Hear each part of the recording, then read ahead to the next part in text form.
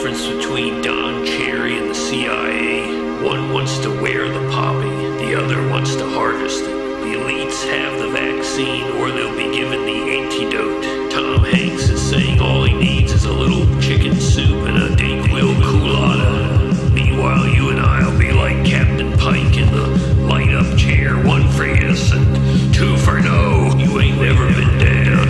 How you gonna get on up? Words of wisdom, man. Are you ready for episode 111? 이번엔 처음으로. Well, that's good because we even have a special little intro segment. How about that? Oh, fuck. Breaking news. The guitarist and main composer for Batushka, the good Patushka, the one that sounds like this.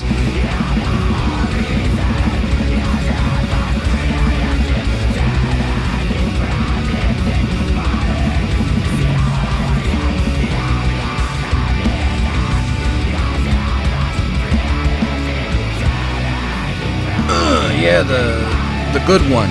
The good Batushka. There's two versions. The other one has a fat dude in it, and it sounds more like this. But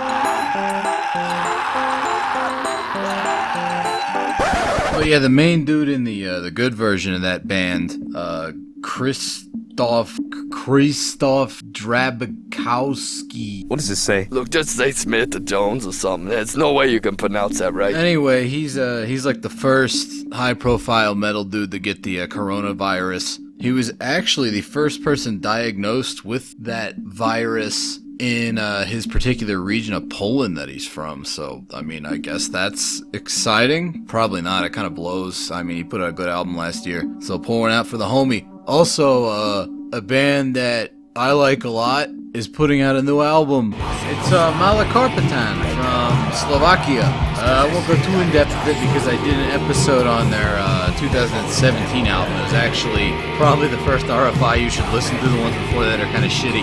But if you like Grand Belial's Key, you'll probably dig these guys. They have a lot of old school punk and like Merciful Fate to their sound, in addition to being very weird avant-garde foresty black metal. So highly recommend that. It came out last Friday, and hopefully it'll get here in the fucking mail. I don't know, like the world's ending because it's like that virus thing. But that's enough with kind of the new stuff. We're actually going back to the early 90s. Technically, this band started in 1988, and it's got Lasse Rosenberg from Entombed on bass and vocals. It's got Christopher Johnson from Therion, one of my favorite bands back when they were death metal, on guitars and vocals there. And then we have Piotr Wawrzyniuk. Just say Smith again, it don't matter. None of this matters. Yeah, it's Carbonized, who are famous along with Afflicted, who are also from Sweden, for playing something that they called like psychedelic grindcore. What the hell does that sound like? Well, let's listen to their first album and find out. Blinded of the Veil, off of For the Security, their first album. This is cool, this high version of the riff. And then it goes down in sort of a Sepultura-ish chug. That same motif, just being played on a different part of the guitar, with a very odd samba beat under it. And then very electric-sounding rototoms, courtesy of Sunlight Studios in Thomas Skogsberg, of course. There's a lot of just weird off-time tempo shit in the mid-paced parts, but it still is very much a grindcore album, despite these weird little voivody chord touches, which also remind me a bit of where Coroner went later on. Maybe these guys influenced that. Hello, grindcore! Super bendy, weird grindcore riffs. This whole album is a concept album about government surveillance, all kinds of general post-communist society falling apart type shit, which is an interesting tack for a grindcore band to take at a time when that genre was dividing very neatly into... Ooh, that's weird. Into straight up like gore grind stuff and then left-wing political stuff. These guys are on a very different wavelength than everybody else in the genre. Comparisons could be made to Discordance Axis in that regard. So that first album was really good. It came out Foundation 2000 Records, who were a very interesting and weird grindcore label. These guys were sort of like a side project of those guys from Entombed and Therion. Piotr was also the drummer for Therion on their third album, if you were unaware. And then it morphed into something else even stranger on their second and my favorite Carbonized album, Disharmonization, which starts out with a very strange song. It's all instrumental.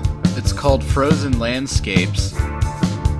And it's sort of a weird 12-bar blues kind of chord progression as filtered through one of the more progressive post-punk bands like Joy Division maybe, with these very mechanically played but not a drum machine drums, courtesy of Piotr, who's a very underrated drummer, I would say. And then these repetitive bass lines that are driving melodic force with strummed guitar chords.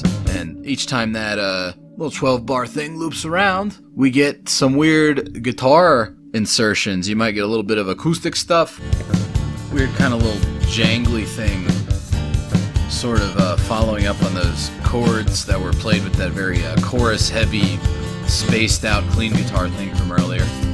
So that's kind of cool. You get that happening a couple times, but then also really weird, noisy, ambient guitar soundscapes. That kind of sounds like a bat. Uh-oh.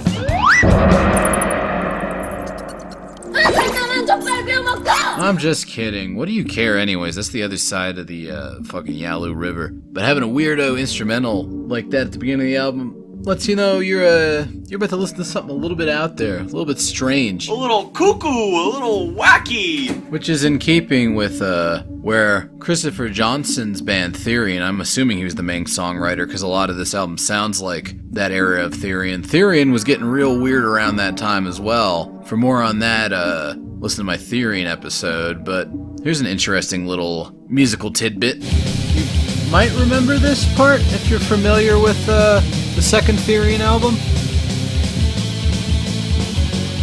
This little bit right now. This kind of weird, shuffly, dissonant bit right there.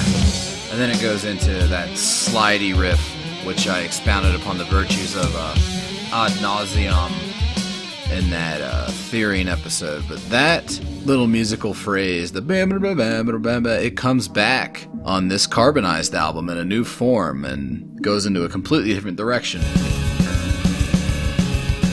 Man, this is one weird dissonant album.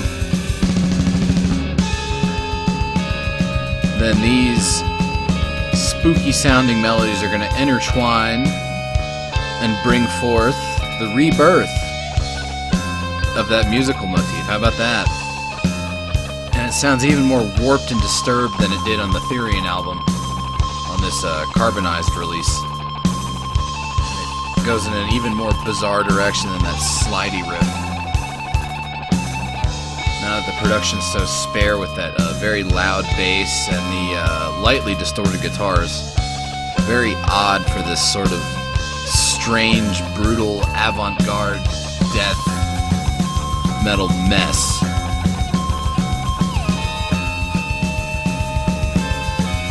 I just thought it was cool that he liked that riff enough that he used it twice. This part sounds quite a bit like something you might hear on that third Therion album that came out right after this. Very weird, Middle Eastern, dark layers of melody.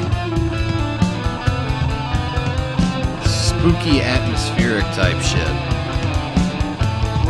So, in a way, this album is sort of the bridge between the second and third Therion albums. But Carbonized definitely exists on its own as kind of a standalone band. This is even more bizarre than anything Therion ever did, much less Entombed. There's a decent amount of keyboard integration in some songs, like this one, Vlad Cepej, of course, about good old Dracula. But even the keyboards are weird. It's this like strange jangly thing that then gets straightened out into some post-punk with a very mechanical cadence to it. No guitar at all. I wonder if Christopher's playing the piano here, switching around instruments. Don't worry, guitar will come back. His vocals, man, though, the clean vocals on this album, super strange. Co-host, do these kind of remind you of anybody? That's right. Whoever's vocals those are, I think those are Christopher's. It sounds just like Roz Williams from Christian Death. And early Christian Death was probably an influence on this album. This sure sounds a lot like what we were just listening to, just in a slightly more pop-friendly direction. Other clean vocals on this album, I think they might be from Lasse Rosenberg. Less plaintive and strained, more operatic and velvety. And they also remind me quite a bit of a different goth rock band from the 80s. Do you happen to know which one I'm thinking of?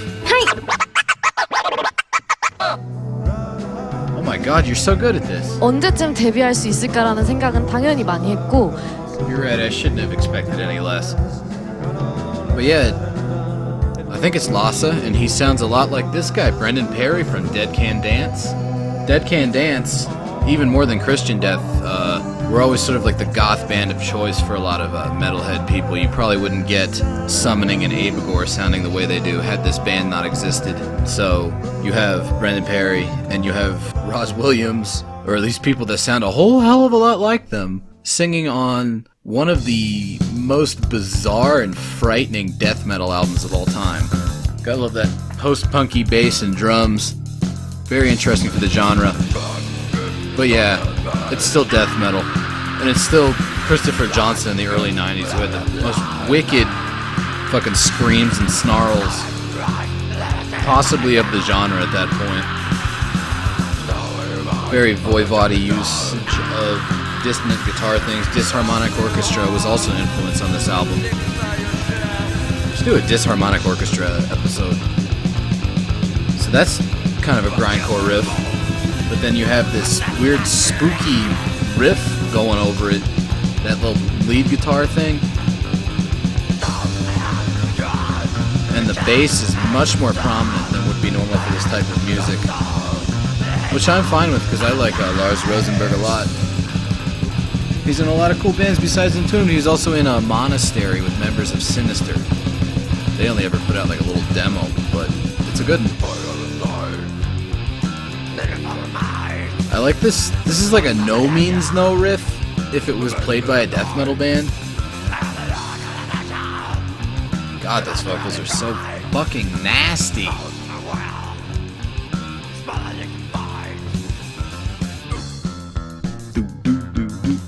These weird, like, transitions just running right into each other. Even the quiet moments of this album are very unsettling. And I don't think anybody besides me likes it. Because I got this sumbitch for like $2 off of Amazon like 15 years ago. And I'm pretty sure it's still available very cheaply. Also of note, you have Thomas Carlson of the Magic Order Dragon Rouge providing lyrics for some of this album. This would be the beginning of his very long time collaboration with Christopher. And that's not our normal ambient music, is it? 안녕하세요, 트와이스 지우입니다. 해보겠습니다. Look, I know you're trying to do something new and interesting, but we're already in enough trouble with the Chinese government for all these bat jokes without that song. This one's a trifle loud, don't you think?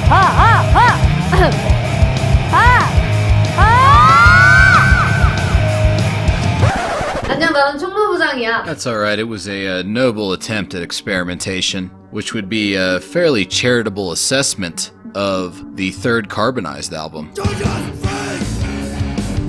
Johnson's vocals sound a little bit more like his shouts and Therion on their like 4th and 5th albums, which I don't particularly care for, but apparently a lot of people like them because those are the big sellers of the catalog. The riffs are good, but I think this album is almost a little bit too out there and not death metal enough. Although I do like weird Pink Floydy bits like this. I've seen a circle, but The Brendan Perry style vocals are back too, but I don't know. This album, it's not a bad album. It has some interesting bits, but like I said, it left a little bit too much of the more extreme metal character behind, and it just doesn't do it for me the way that Disharmonization does. You might like it though, if that sounded interesting to you. And that's the very short but very interesting career of Carbonized. Tune in next week. We'll probably talk about some other band. The cycle. you know what I stopped eating? What? That. The little one is something different from here. Almost like note of fruit, along with general sweetness. I don't know if that's just my imagination, or perhaps the nightmares are already taking hold.